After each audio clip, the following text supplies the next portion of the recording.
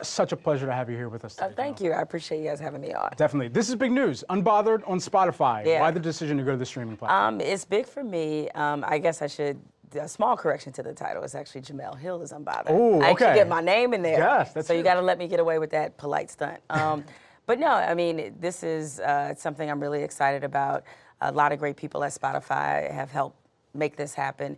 And, you know, on top of that, I think because commentary has always been my lane, this is sort of a perfect home and hub for me to be able to give my opinion on various issues, from news to politics to sports to pop culture to entertainment, and just the environment of the podcast. I'm hoping to create, you know, we're hanging out kind of atmosphere where you feel like that you're just, you know, having drinks with, you know, one of your good friends and you're discussing issues of the day. Absolutely. And so we're very excited about that.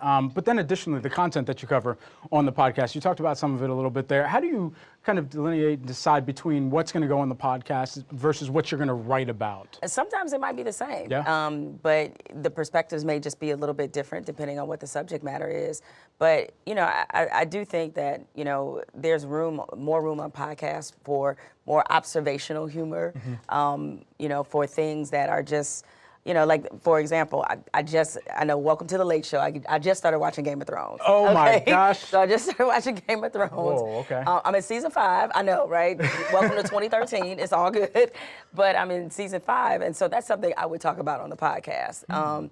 Because I just saw that Red Wedding episode, and I'm still trying to recover. Mind blowing, right? Yeah, I was just like, so this is why everybody was losing it on Twitter about that. But so it's a place for me to not just talk about just the issues of the day, but so people can learn a little bit about me, my co-host, and the newsmakers that we plan to have on the show. We'll have to come back to Game of Thrones because I'm sure everybody will want to hear about They want to hear my hot takes. Yes, absolutely. You've been tweeting out some of them as well. I have been talking about this a lot. So they've been getting that side as well. When we think about the intersection of politics and sports, perhaps no more intersected, and the most intersected, I would say, since even the civil rights era and the movement.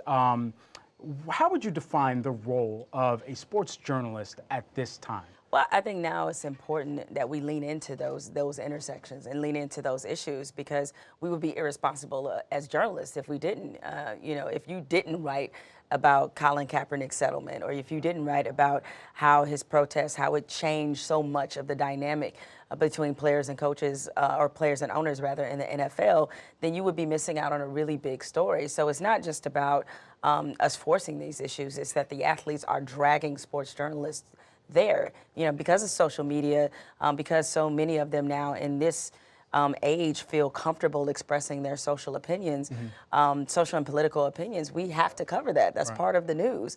And I know there's a segment of the population that's always going to feel like they don't want, you know, sports mixing with these things, but they always have. I mean, Jackie Robinson integrated Major League Baseball in 1947. That was almost 20 years before the Civil Rights Act was passed. So we've always had this tension between those two. I mean, look, in this society, it's not as if society happens here and sports over here. They're the same place. Right. So a lot of the same issues you see in sports, you see everywhere else. Absolutely. And so when you think about where we're going from here, in that intersection, you were one of those people that actually got personally attacked by President Trump. What did that feel like? Honestly, it felt good. And the reason I say that is because if you know, journalists are supposed to be disruptors, all right? We're not here to be liked. We're not here to tell you the things you want to hear. We're here to tell you the truth and get to the bottom of things. And, you know, you sort of live for that moment where the establishment comes after you, because we're here to hold the establishment accountable. So for me, it was an honor, and I was amused by it. And it was just interesting that despite the numerous issues going on in our country and in the world, he somehow found time to tweet about me. Yeah. Well, we got a lot of topics to get to. I want to discuss the topic of pay parity as well, because we've watched the U.S. women's soccer team sue U.S. soccer, and it comes back to this pay parity, which is not just a corporate America issue. What are you looking out for within this suit? What are you watching for within it as it does play on? So it's interesting because this is not the first time where they've had to bring their fight to the public view. we're always told that when it comes to comparing women's and men's sports, that, oh, the reason, or at least people try to use the excuse of the reason that female athletes aren't paid as much, they're not as popular, they're not as dominant, you know, all those excuses. Our men's soccer team is not on the level of our women's. No. And that's in popularity in literally no category whatsoever. So what's the excuse? And I just applaud them for, you know, taking this stance, which is overdue in many respects. I mean, for years they've been subjugated to unequal treatment, and now they're doing something about it. Now, look, in other women's sports, it's different financial dynamics. But generally speaking, if you are more popular, better, and just on terms of merit have won that argument and won that case, then the only reason that they're choosing not to pay these women what they're worth is because they want to, right? It's not because there's nothing else that should suggest that they should be making less than men. Do you think this will be precedent setting for other sports then? Well, I think that other sports really have to address this inequity. We saw it happen in tennis. Right. Venus and Serena Williams really led the way in terms of equal prize money. You know, in the WNBA, I mean, they're headed, I think, for some collective bargaining agreement drama, because in that sport, nobody's saying that, at least a lot of the WNBA players that have spoken up about the pay gap with NBA players, they're not saying they should be paid as much as LeBron James. What they're saying is, given what they're bringing to the table in this sport, they should be getting paid a whole lot more. Right. And so I think it's just sort of the next frontier for women's sports. But as always, it helps when you have that big example to look at and to use that can, you know, have a rub-off effect on everyone else. Let's stay on basketball for a moment here. We're in the midst of March Madness. Everybody knows this. And so there's no question about how valuable some of these athletes are, especially during March, even into early April. Do you think we're getting any closer to seeing college athletes as a whole, not just the basketball players, get some type of compensation? Well, I don't think that all sports will be and should be equally compensated. And I know that a lot of the people who are not in favor of paying athletes, they like to bring in, you know, well, but would you pay the men's volleyball team? What would you do that? Well, the argument is not paying men's volleyball as much as you pay, say, men's basketball, which clearly is a revenue-generating sport. For me, it's not just about revenue generation. It's also about allowing athletes to make money off their own likeness. That is a key and critical part of this. I mean, Zion Williamson, the fact that they have a camera on him basically 24/7, they're marketing him as one of the big stars for this billion-dollar tournament, and he's not able to make any money off his own likeness, but they can make all the money they want off of it.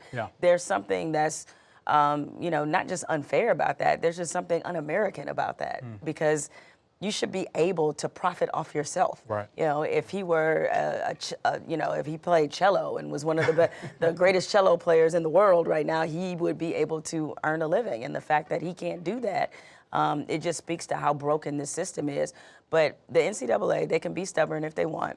These colleges can continue to be stubborn, but eventually the system is going to break itself because they can't continue doing what they're doing. Some of these athletes are already going to get smarter and decide to either go overseas or maybe the NBA gets more aggressive with the G League. That'll be another option for them to make money. And it's like, you can either cut them in now or they're going to cut you out completely later.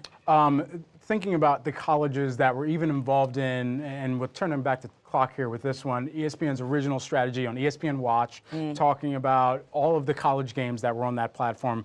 Years later, 2017, they announced that they're launching ESPN Plus, and you were there for the initial parts of that launch.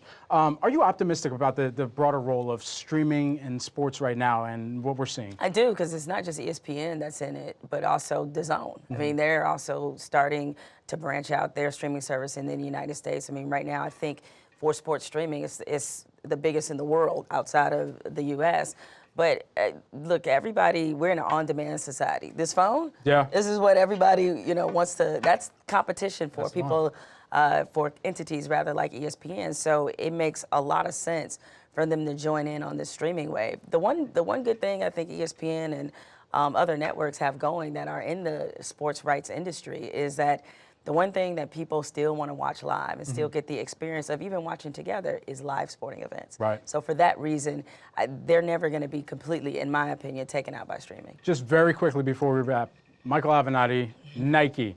Those are the two names that everybody has been trying to wrap their heads around. Michael Avenatti trying to extort Nike for $20 million. What did you make of this as it was playing out? Still playing out. This was one of the biggest life comes at you fast moments of 2019 because he went from talking about this great press conference he was about to have that was about to expose some more dirt in the underbelly of college basketball to being arrested in hours. It was pretty amazing. Well, I mean, and even now, just reading some of the latest updates about, how DeAndre Ayton, he's been thrown into this for allegedly accepting some payments from Nike, which I could care less about. And again, that's why the NCAA is in trouble because they have created an underground economy that these kids are going to continue to take advantage of.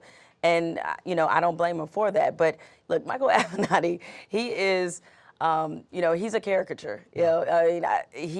For him to try to, allegedly try to extort Nike is a fascinating approach, to say the least. But however, with the way this is sort of spinning and as the story is continuing to evolve, Nike's going to have some questions to answer about their practices. That's right. For a long time, Adidas was the one known as being the one that was, a little more stepping outside the lines. But now Nike, with its reputation, I mean, they're going to have to answer some things. Absolutely. Stories that we're going to continue to watch. And, of course, March Madness still rolling on. Jemele, we appreciate the time very much and looking forward to checking out more of the podcast.